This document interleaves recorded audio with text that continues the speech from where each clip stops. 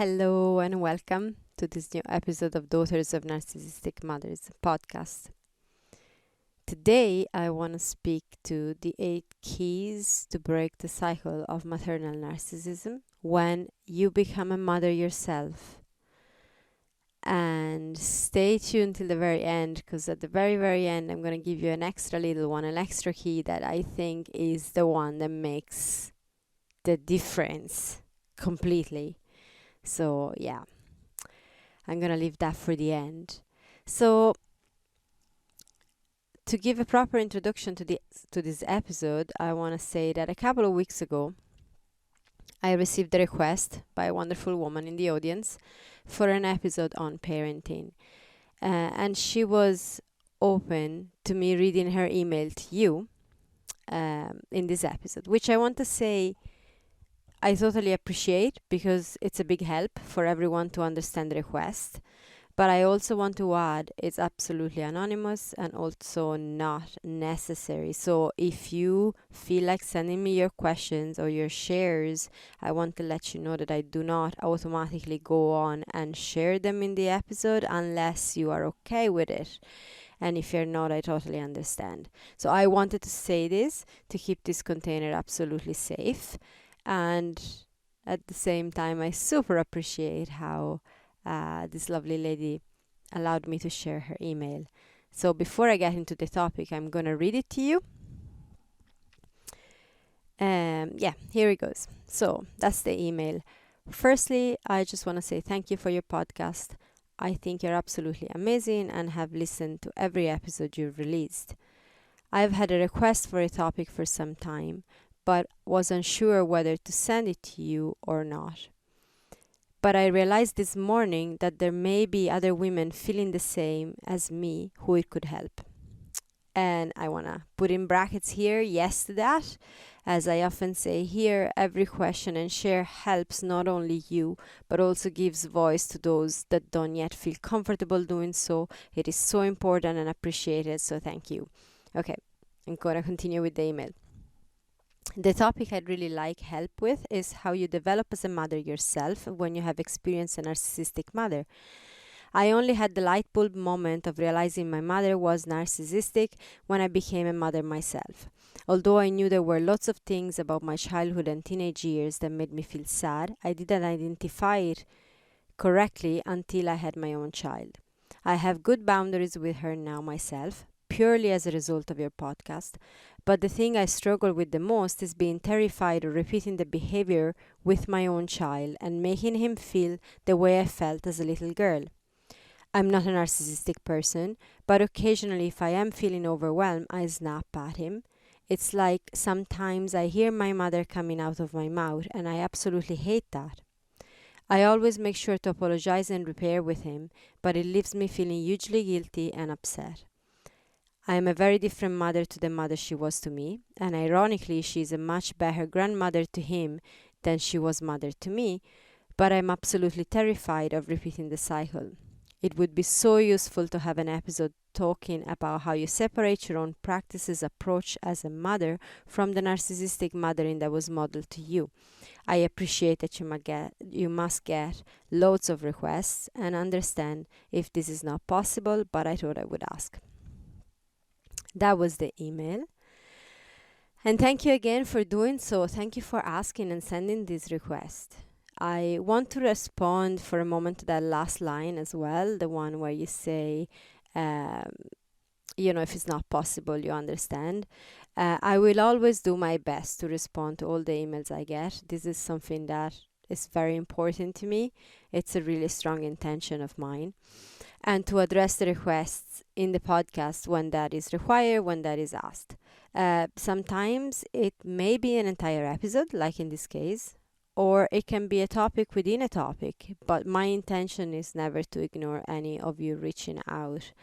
I've been on the other side. I've had mentors that were very open for people to reach out in the beginning, and then they got too busy, they got too popular, they got enough followers or whatever, and they stopped answering questions and honoring the emails. And there's no judgment. I don't mind whatever they felt was right by them, but being on the other side, that just, that I felt that and I didn't like that. So my intention is to, as much as possible, as much as it's available for me, to be here and respond to any of you who are reaching out.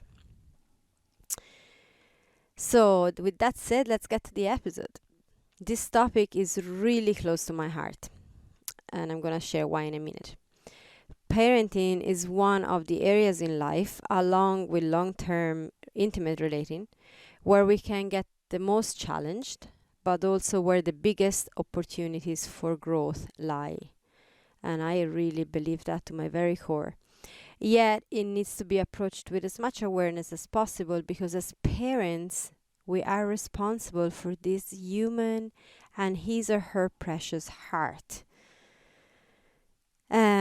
And the reason this topic is so close to my heart is that my journey into understanding maternal narcissism started more because of my relationship with my daughters than the one with my mother, actually.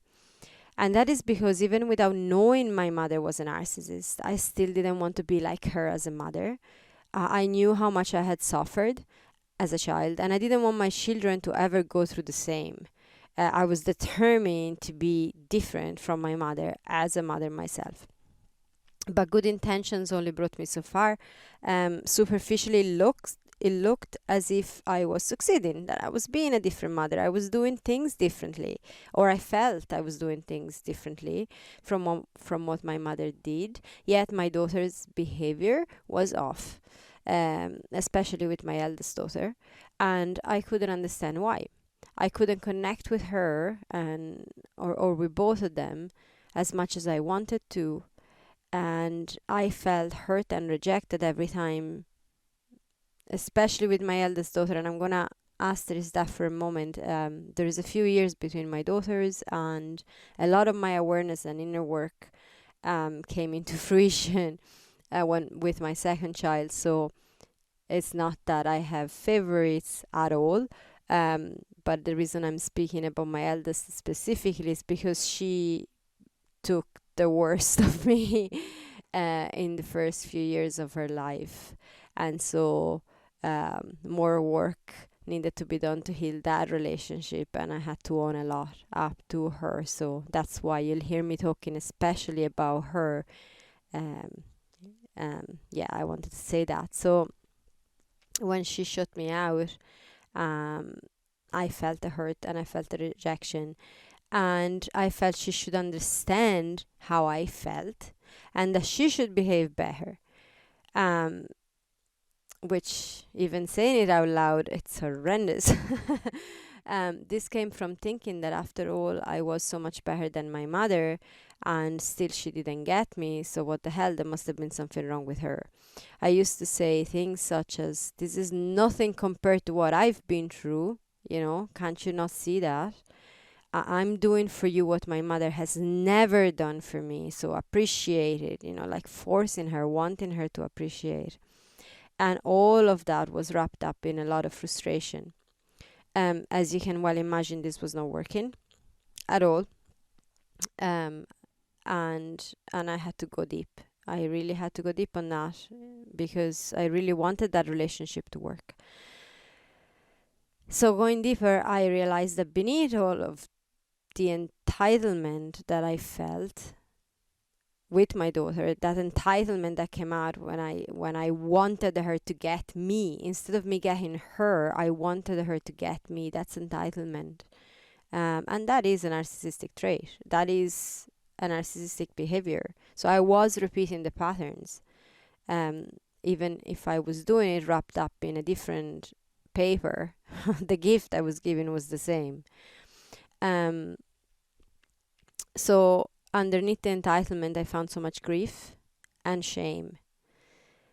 I felt ashamed of how much of a failure I was as a mother and as a person in general. That's how I felt inside. I felt ashamed. I realized during that period that what we say and do matter very little compared to the energy behind it. And my daughter was and still is a perfect mirror of where I am, where I'm at with my energy as I relate to her, which I am extremely grateful for. It's an amazing mirror, because if her behavior is off, I know there's some shit within myself I'm not dealing with. And once you realize that, you can get places. So I could tell her I loved her, something that my mother hardly ever did. I wish my mom never did that to me. She never told me she loved me, unless she was trying to guilt me into something, which is different. And so because I told her I loved her, I could feel so good about being such a better mother. But if the energy I came from when I said that was shame, guilt, neediness, my daughter would react and she would not receive it. Simple as that. As daughters of narcissistic mothers, we run into the risk of following the same parenting patterns. We can do that either directly doing the same as our mothers did. In some cases, we do that out of complete lack of awareness, or because we know it's the same, but we feel more justified than our mothers were. I'm gonna give you an example. My mother left me with my grandparents most of the time when I was a child, so I was raised by them as she went to work, and then she went out to dinners, and then she did whatever she wanted to do, but she left me at home. So I suffered that distance a lot. She wouldn't be home for meals or collect us at school or ever going everywhere with us, school plays or things like that. She was never in the audience. She never did anything that was part of our life, myself and my sister. Yet, and I thought that was terrible, and I really suffered that. Yet, I ended up doing the same with both my kids when they were small. But I felt it was entirely different from my mother, because I felt I really needed to do it. I was justified in doing that, and I didn't leave them with grandparents, but I left them with their dad. Turns out the energy behind it was the exact same. A total incapacity of being myself, and as a result of being with myself, and as a result of that, an incapacity of being with them, and a need to suppress my sense of inadequacy through a job I hated but kept me busy most of the time and kept me away from them. Now I've stopped beating myself up for that a good while ago, but the moment I became aware of the mechanism, that was important, because change started happening. So that was to give you an example of how we can just do the exact same things that her mother did, but we feel like we are entirely justified in doing that. Some reflections need to be done, needs to happen there. Another way we can repeat the cycle is by parenting as a reaction to the parenting we receive. So something like that, if we were neglected, we end up smothering our child. If we were given too many rigid rules, we end up offering no guidance to our children. If we were left alone a lot, we end up giving no space to our children, and so on. So again, becoming aware of this can truly help breaking the cycle, because parenting as a reaction, it still comes from the same energy, and the child feels that. Before we go deeper into this episode, I want to say that I am by no means a parenting expert. So what follows comes from my own experience as a mother for 13 years, research, and a lot of observation during a 10 years period of time where part of my work involved working very closely with kids. So I put all of that together to create this episode. Also, this is a very vast topic, and I am not pretending to cover it all in one episode. Like, that would be crazy. But I'm going to do my best to offer some key points that have made a huge difference in my experience as a mother of two, and the way I tell if something makes a difference is by receiving feedback from my children. So that's like my telling point. If something is working, I see it in their behavior. And at this point, they're old enough to also tell me very openly. I have this dialogue with my kids. Like, they tell me if they feel something isn't resonating with them.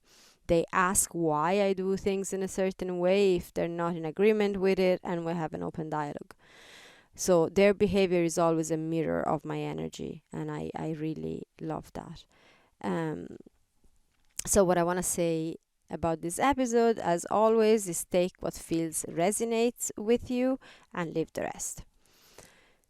So as I said at the beginning, I want to give you eight key points that in my experience helped me, and I've seen they break the cycle of the pattern so that we don't behave somehow from the same energy of our narcissistic mothers, because that's what's been modeled. As the email says, how do we break from what has been modeled to us? So we don't mean to do the same, but that's what we've seen, what we've observed, what we've been trained in since we were children. So it's very easy to fall into the same patterns, even if we're very well intentioned. So the first point is your own inner work is essential. Getting to know yourself, your triggers, the wounds you carry, your coping strategies, your inner emotional world is all essential for your well-being and happiness, which in turn is essential for the well-being of your child.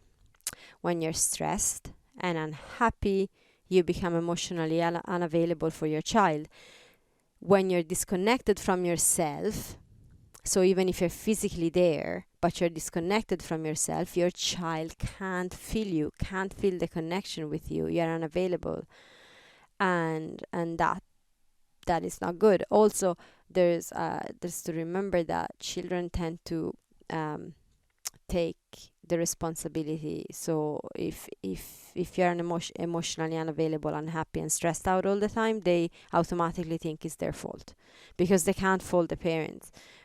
When you're a small child, your mother, your father, your parents are gods. Like, they're perfect. They have to be. It's part of that attachment needs. So we don't fault the parents, we fault ourselves. So that's how it's really, really important. You do your own inner work. You get to understand yourself. Now, do you have to be absolutely perfect and have it all sorted before you are a good parent? No, absolutely not. We're going to go into that, so bear with me. Point number 2 is becoming aware of inner judgments and the guilt and shame that go with them. All of that is inside of you. When we're not aware of that, of what is going on inside of ourselves, we can end up projecting a lot onto our child. I'm going to give you an example from my own experience. I used to get so triggered when my daughter withdrew from a conversation, going inward and dissociating. It would send my frustrations level right up. I made a wrong with my energy, and I wanted to correct her behavior, which made things a lot worse. Obviously, she dissociated even more. And why did I do that? Because a part of me recognized in her behavior what I used to do in front of my mother when I felt unsafe, which got my mother to get very aggressive and abusive. So when my daughter behaved that way, a part of me felt that if I could correct that behavior, she would be safer in life. She would never suffer like I did. All the while I was making her suffer with the energy of where I was coming from. So I was trying to protect her in a super twisted way, ultimately though repeating the same patterns as my mother. Underneath that, there was a feeling of guilt and shame for not being able to connect with my daughter like I should have been, like I felt I should have been, and shame for not being a good mother. So can you see how this is a lot to project on a child? When you become aware of all of that, things change quite for the better, quite dramatically. When you witness your child reacting to you with a behavior that feels off, check in with your emotions. Seek to understand why you feel triggered rather than trying to change your child. And so from there, you can hold space for them. And everything becomes a lot safer.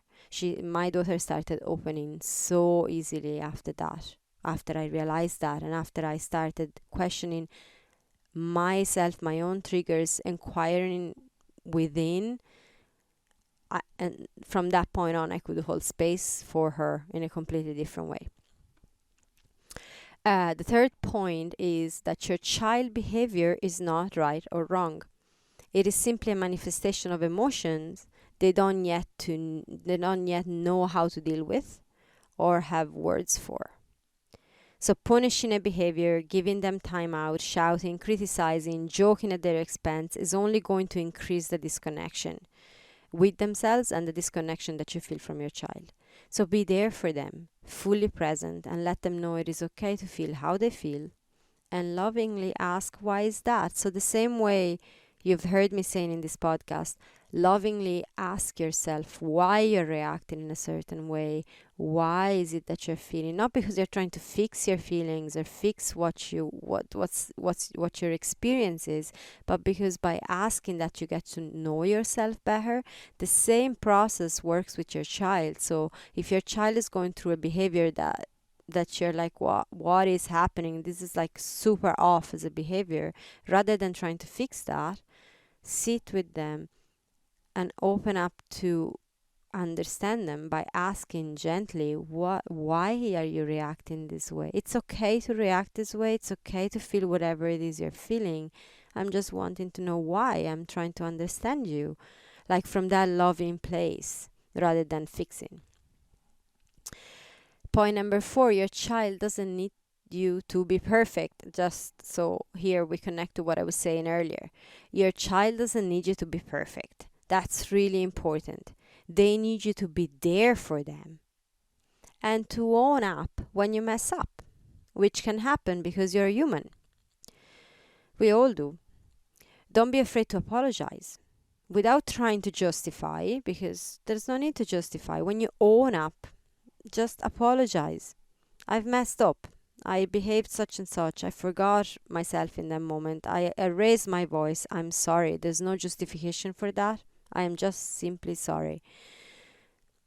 And ask, how did that make you feel? Again, you get to know them.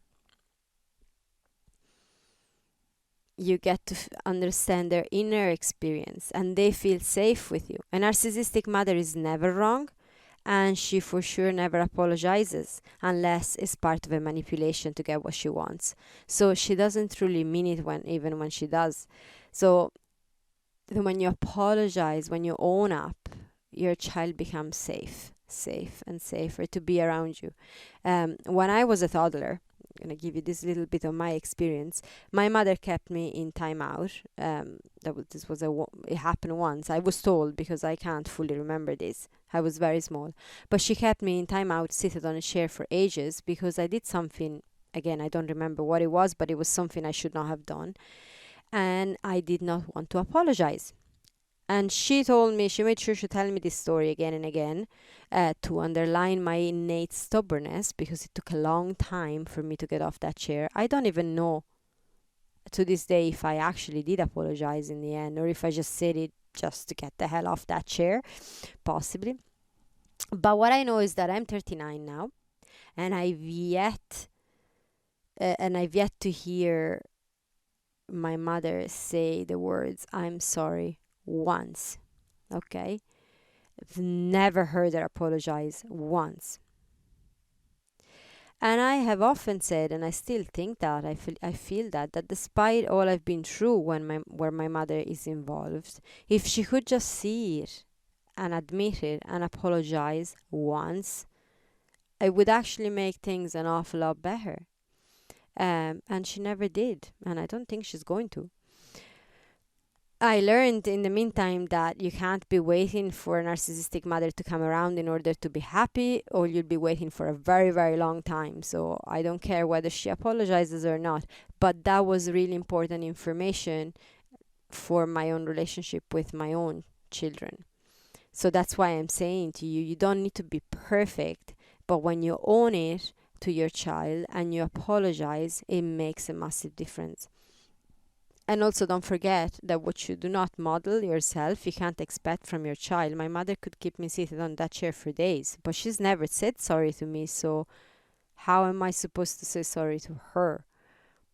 Really meaning it, like whatever about saying the words just to get off the time out, but really meaning it. So that's important. Point number 5, parenting is not about working on your child to shape them into what you want them to be. That's really key. It is a lot about becoming aware of your inner world and do your own inner work incessantly. This is a fundamental part of being devoted to your heart. And when you live devoted to your heart, you will have the utmost devotion and respect for the heart of your child. And your child is going to be safe. Point number 6, your children learn their emotional intelligence from you. That's really, really important. I want to, when I was, this was a few years ago. I went to one of my mentors, which has been great for many, many things. But this time here, she gave me an advisor that I thought was like really off, which is fine. She's a human being too. But I was really triggered by the relationship with my eldest daughter, who at the time was quite small. She was maybe 5 or 6. I didn't know how to deal with her, how to connect with her. And obviously the guilt and shame that I mentioned went with it. I felt really bad as a mother about it. So I went to this mentor of mine to ask for advice, and she responded to me that as parents, we worry way too much about our children's behavior, but it doesn't actually reflect anything about the parents. It's just them. It's just their personality, and that's it. Now, I have to say that this mentor didn't have any children, so maybe wasn't the best person to go ask for advice. And that stayed with me, because I'm like, what do you mean? Like, the parents have nothing to do with their children's personalities. So this is confirming everything my mother has always said to me, that it's not her fault that I'm such a bad, faulty child. So yeah, I did not take that advice at all, and I kept digging into my own inner world to figure out why it didn't work with my child. And I learned then, researching, reading, and listening to incredible teachers, that the child's brain develops mostly after birth, forming all the main pathways in the first 3 years, or in the first 7 years. The first 7 years are very important, but the first 3 years in particular, all the pathways and connections within the brain are forming. So your own emotional intelligence is key at this point.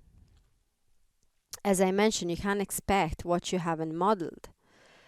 And that's why I'm saying your inner work is so essential. When you can be emotionally present, and create a safe environment for your child in that period of time, like 90% of the work is done effectively. If you don't, then you're gonna have to do work to catch up with that. Now, in the first 3 years of life of my eldest child, I was in a very difficult place. Like really, I was full of like anxiety, stress all the time. I was so scared of everything. I thought I was doing it all wrong, and we had to move country in a very traumatic way, and we had to move house actually a few times as well within that. So it was an absolute mess, and I worked a lot too. So when I learned later how important those years were and are, I cried a lot. I was heartbroken. I felt like I failed her. So if your children are older than that age and you're looking back going, oh my goodness, what have I done? I just want to say to you that no matter how old your children are or how much you feel you've messed up, you're never too late to own it up with them, to apologize, to ask them how it made them feel, and to do the necessary inner work within yourself and show up differently from now on. All of that matters.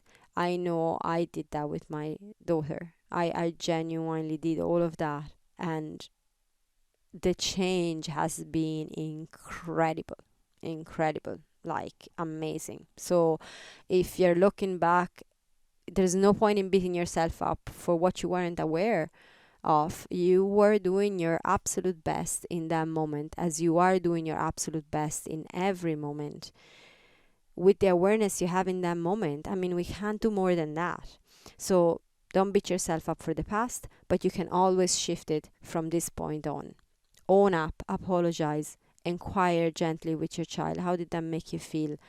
And do the work. Change the patterns, change the behavior from this point on, and it's going to make the difference. Point number 7. Beware of labels and any sort of boxing. We've had episodes on this. I've done a specific one on how to break free of the box your narcissistic mother put you into. Narcissistic mothers use labels, boxing. They use genetic as an excuse to box you, and so on, to control and limit their child. That's a manipulation. It's a way to stop the child developing their identity, so you're enmeshed with your mother and she can control you. And so if you're here, chances are you have experienced some degree of that in your childhood, in your life. And so you might fall into the trap of repeating the same pattern. That happens. And again, no point beating yourself up. It's whatever your awareness is, we do our best from there. So I realized in my own experience that I was using some labels to show how much I was a better mother and how much I knew my daughter. Like I could say things like, my daughter is so sensitive, she's such a sensitive child, or my daughter is like me in this and that way, or my daughter is completely not like me in this and that way. And I wasn't using such statements as put downs. That was not what I meant with those statements, was not a criticism, which makes it apparently different from what my mother used to do with me. But it's not if they're still labels, and the energy behind them was the same. I was trying to hide from my shame, showing off I knew my daughter, so I was a good mom. So ultimately, the energy behind them was the same. And that's important to note. So using labels, it's never really a good thing. When we try to define someone in order to make them simpler to deal with, simpler to understand, and in order to ease up some shame, guilt, or crap that is going on inside of ourselves, that's never really good for the person receiving those labels. Also, beware of other types of labels, like diagnosis. This can happen, for example, if you feel you were not given enough attention by your mother when you were diagnosed something as a child.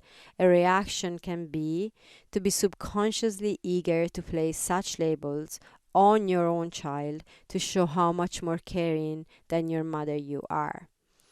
So we run into the risk of your child identifying with those labels, because also it becomes a way for your child to be loved by you. It forms this like weird connection through the diagnosis, and no healing can happen from there. It becomes very boxing, it becomes very limiting, and it's something to be careful of. Point number 8, tuning into your child is essential.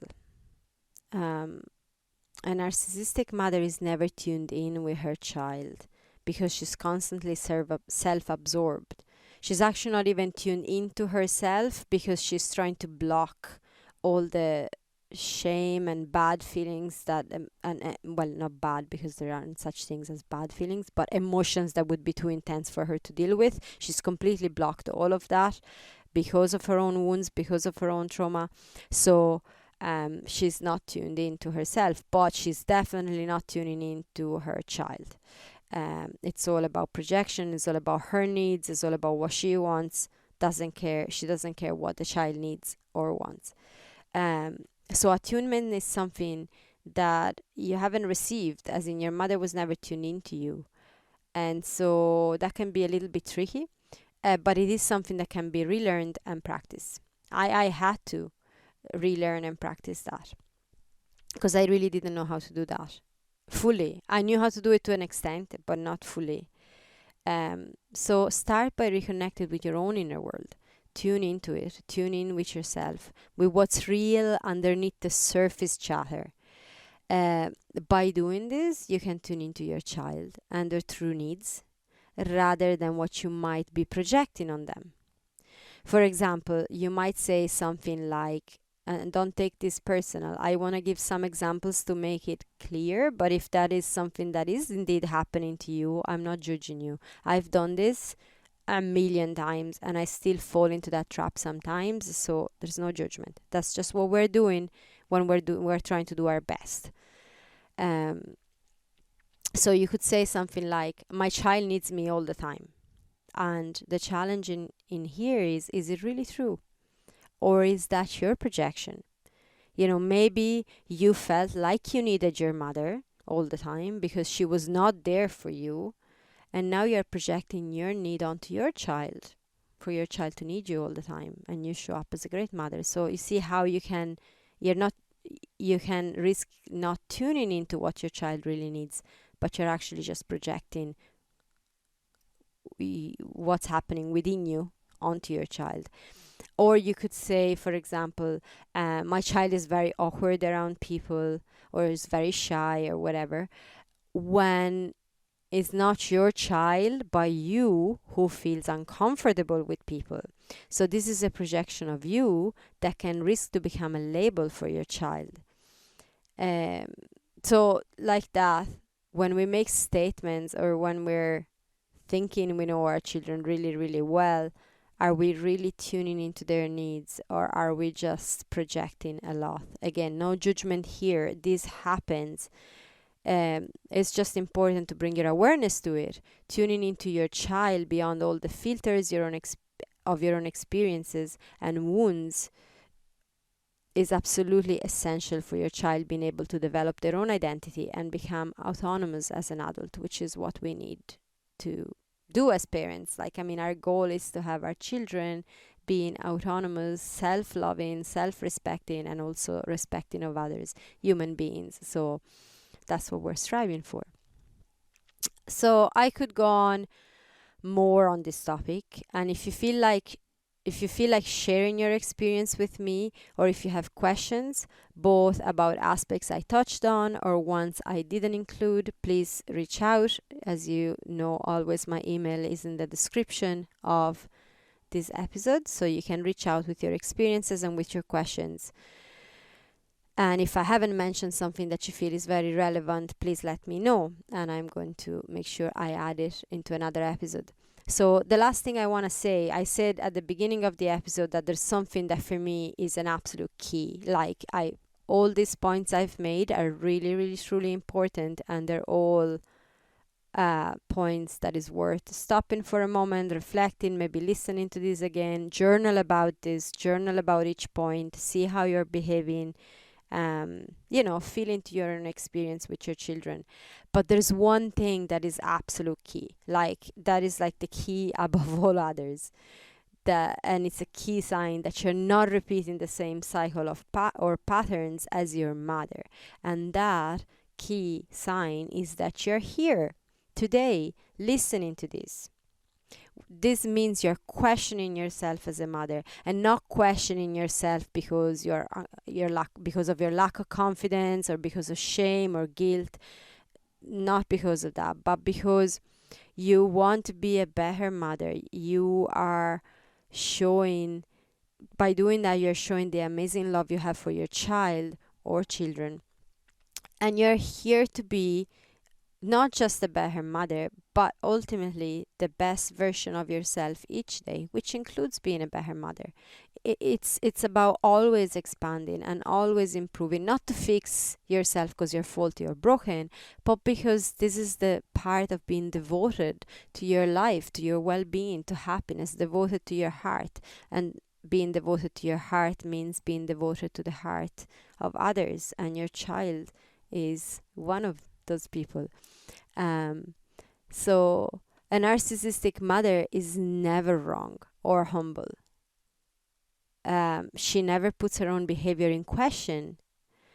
She's never taking full responsibility of her words or actions, and surely she never apologizes.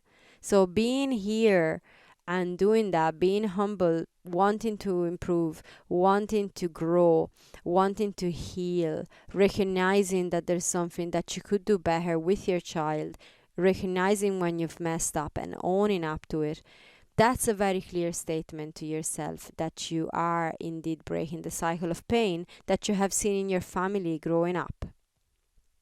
You are doing the inner work necessary to impact in a great way not only your children but also the next 7 generations after you. And this is such potent work, and I really honor you for that. This is like the most potent thing you can do in life. And if you have listened to this episode because you were interested but you actually don't have children, maybe you don't yet have children, or maybe you don't want to have children, that's totally fine. It's not only about your own children, it's about how you relate with others anyways. All of those points can be translated also in relating with others, owning up and apologizing and lovingly inquire about how your actions made someone else feel, and understand that your action impact other people's life, and labels are like not a nice thing to stick on to people and so on. That helps you in every relationship anyways. So I honor you for that. I want to thank again the lovely woman that sent the email in the first place, that requested the topic. That's a potent gift for us all. It's a potent gift for me because by doing this episode, it made me reflect even deeper on all the things that are important to me and to my daughters in our relationship. So I am very grateful from a personal place, and I'm also grateful on behalf of all the women listening to this that are gonna take bits from this episode and they're gonna find the difference in the relationship with their own children. So thank you. And again, keep sharing with me, keep reaching out. It's wonderful and totally appreciated. So with that, I'm going to leave you and send you lots of love. Bye for now.